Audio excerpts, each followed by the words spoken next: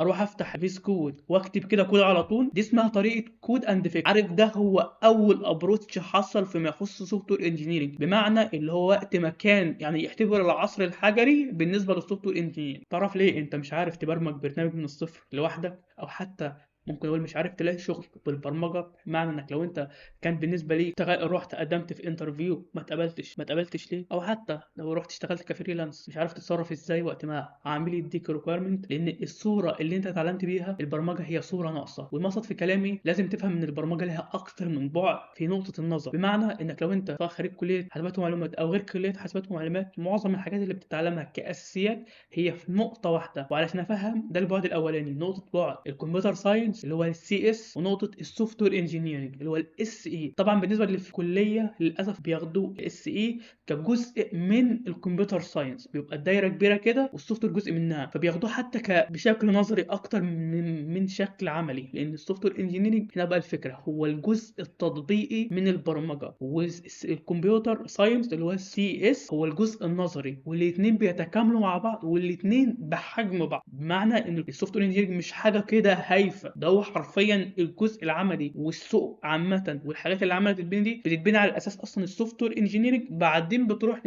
للكمبيوتر ساينس وطبق اللي انت اتعلمته بشكل واضح. ولو انت اصلا في الاساس اتعلمت سوفت وير انجينيرنج كديسيبلين بتاعتها بالشكل الصحيح بتاعها، مش مجرد زي ما هم بيعملوا في الكليه او بعض الناس اللي بتقلد الحاجات اللي بتحصل في الكليه، انا اديك شويه حاجات كده اللي هو ما اعرفش ده فيه اجايل، هو ايه اصلا ايه اجايل، هو ازاي بيتطبق ده، ما اعرفش في حاجه اسمها كونتينيو انتجريشن كونتينيو ديليفري، ايه هو الكلام ده كله؟ فاهم اللي هو يقعد لك يرمي لك شويه حاجات كده، جانب بقى الاناليسيز الخاصه اللي بتعملها وقت ما تيجي تبدا الشغل، التصاميم اللي بتعملها منها بتاع الداتابيز سكيما، منها بتاع الاركتكت اذا كان هو نظام، منها كل الكلام. فبالتالي اذا انت بالنسبه لك رحت اتعلمت اصلا يعني ايه سوفت وير انجينيرنج، مش كانك هو ايه السوفت وير انجينيرنج هو برنامج بيعمل 1 2 3، بل اقصد سوفت وير انجينيرنج كمهندس سوفت وير انجينيرنج، وعرفت الديسيبلين بمعنى الحاجات اللي بتمشي عليها وقت ما انت بتعمل فعلا سوفت وير انجينيرنج، هتعرف حرفيا وقت ما تفتح الفيس كود الخاص بيك اللي هو الكود اديتور انك تبني من الصفر. لان كل المخططات والوثائق اللي انت بتبنيها قبل ما تعمل كودنج جاهزه، بتقول لك اعمل ايه، اعمل اوبجكت اورينتد ده ازاي، الصفحه دي تبقى فيها ايه، دي تبقى عامل ايه، تمام.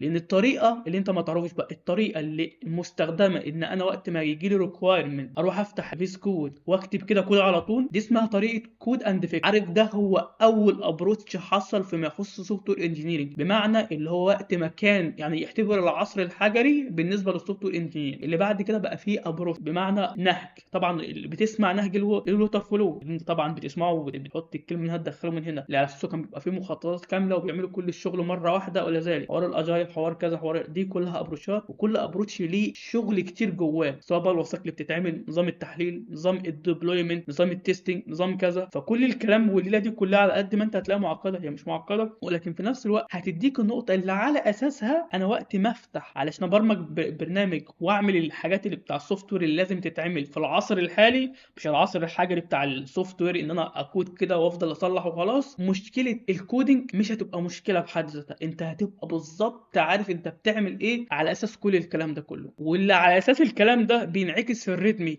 بمعنى انك لو انت دخلت في ريدمي في مشاريع كبيره هتلاقي الريدمي قدك ده بيشرح لك كل تفصيله، حتى ممكن بيشرح لك الداتا ستراكشر، الالجوريزم، الاوبجكت اورينتد اذا كان معموله، لو في ديجرام، لو في اركتكت، لو في كذا، لو في كذا، لو في كذا، لو في كذا، اللي على اساسها لو انت رحت قدمت اصلا على شغل بيتبص على الريدمي اللي بيحكي فيها اذا كان عندك الديسيبلين الخاصه بالسوفت وير انجينير بمعنى المبادئ والفاندمنتال الاساسيات، ولا مجرد شغال بنقطه كود انت فيك اللي هي اسوء حاجه ممكن تحصل بالنسبه للشركات المحترمه، مش بالنسبه لنقطه السوفت وير ايجنسي اللي ممكن بقى منتشره دلوقتي، اللي على اساسهم بيعملوا اي موقع كده وخلاص، مش حاجات معقده، تمام. فدي النقطة. طبعا في بعد تاني هو